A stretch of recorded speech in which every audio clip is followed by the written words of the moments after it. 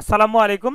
আগামীকাল 10 জুলাই বৃহস্পতিবার আলিম ও কারিগরি এইচএসসি পরীক্ষার স্থগিত ঘোষণা করা হয়েছে। আমরা দেখতে পাচ্ছি যে আগামীকাল বৃহস্পতিবার 10 জুলাই মাদ্রাসা শিক্ষা বোর্ডের সারা দেশের আলিম পরীক্ষা স্থগিত করা হয়েছে। একই সঙ্গে কারিগরি এইচএসসির সারা দেশের পরীক্ষাও স্থগিত করা হয়েছে।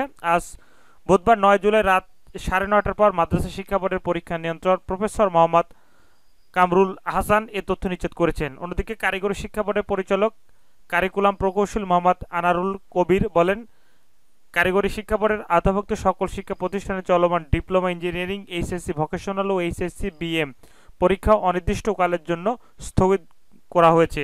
শিক্ষার্থীদের পরবর্তী নির্দেশনার জন্য অপেক্ষা করতে বলা হয়েছে। এরপরে দেখতে পাচ্ছি যে কুমিল্লা শিক্ষা বোর্ডের কিন্তু পরীক্ষা স্থগিত ঘোষণা করা হয়েছে। আমরা দেখতে পাচ্ছি যে কুমিল্লা শিক্ষা বোর্ডের অধীনে 6টি জেলা আগামীকাল বৃহস্পতিবার 10 জুলাই এইচএসসি পরীক্ষা স্থগিত ঘোষণা করা হয়েছে। অর্থাৎ ফেনীতে কিন্তু ইতিমধ্যে কিন্তু বিশাল একটি বন্যার পূর্বাভাস এবং অনেক পানি জমেছে, এই কারণে পরীক্ষা স্থগিত ঘোষণা করা হয়েছে। আজ বুধবার 9 জুলাই রাত 9টার পর শিক্ষা বোর্ডের নিয়ন্ত্রক প্রফেসর রুনা নাসরিন এ তথ্য জানান। বন্যার পরিস্থিতিতে বা বন্যার পানিতে বিভিন্ন কেন্দ্রে তুলে যাওয়া এই সিদ্ধান্ত নেওয়া হয়েছে।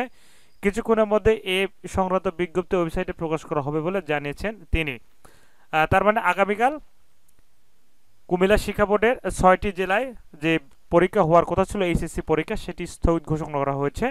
এবং আরও বলা হয়েছে যে প্রফেসর রুনা নাসরিন বলেন, নতুন পরীক্ষার সময়সূচি পরবর্তী জানিয়ে দেওয়া হবে। তো এই ছিল এইচএসসি পরীক্ষা নিয়ে সর্বশেষ আপডেট। ধন্যবাদ। আসসালামু আলাইকুম। পরবর্তী আপডেট পেতে অবশ্যই চ্যানেলটি সাবস্ক্রাইব করে সাথেই থাকবে।